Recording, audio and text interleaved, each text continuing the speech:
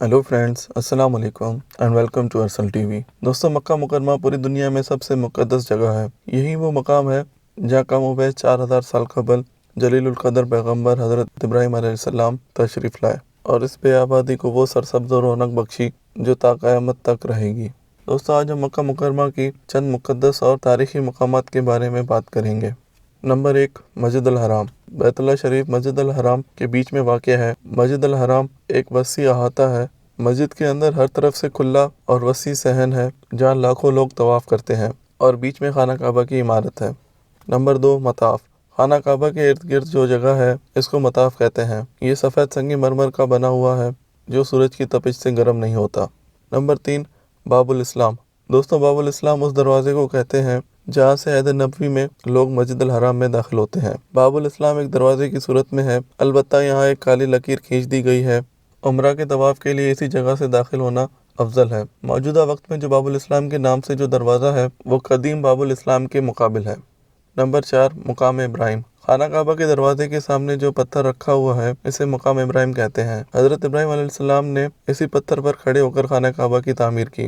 हज़रत इब्राहिम अलैहिस्सलाम खुदा ताला के हुक्म से ये पत्थर जन्नत से लाए थे। जैसे जैसे खाना काबा की दीवारें ऊंची होती जाती वैसे ये पत्थर ऊंचा होता जाता था।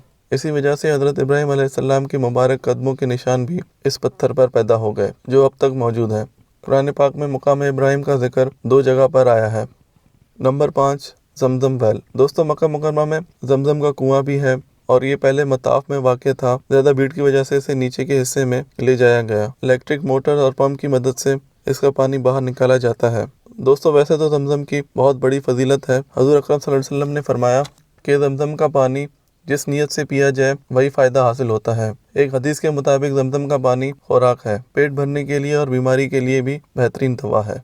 नंबर 6, रुकन। दोस्तों, खाना काबा के गोशा यानी कोने को रुकन कहते हैं। जुनूब मगरिब का गोशा जो यमन की तरफ है इसे रुकन यमानी कहते हैं। शुमाल मगरिब का गोशा जो शाम की तरफ है इसे रुकन शामी कहते हैं। शुमाल मशरिक का गोशा जो इराक की तरफ है इसे रुकन इराकी कहते हैं और जुनूब मशरिकी कोना जिसमें हिजर असवद है इसे रुकन असवद कहते हैं। नंबर 7, हिजर असवद। दोस्तों, हिजर असवद वो मुबारक पत्थर है जो जन्नत के याकूतों में से एक याकूत है जो काबा शरीफ के एक कोने में ज़मीन से 4 फीट ऊपर नस्ब है। हदीस शरीफ में है जब हिजर असवद जन्नत से दुनिया में लाया गया था तो वो दूध से ज़्यादा सफ़ेद था, फिर इंसानों के गुनाहों की वजह से इसका रंग काला हो गया। नंबर 8, मीज़ाब रहमत। दोस्तों, काबा शरीफ की छत में एक सोने का पन्नाला है, इसे मीज़ाब रहमत कहते हैं। जब बारिश होती है इसी पन्नाले से बारिश का पानी हतीम के अंदर गिरता है। हदीस शरीफ में है जो शख्स मीज़ाब रहमत के नीचे दुआ करे इसकी दुआ कबूल होती है।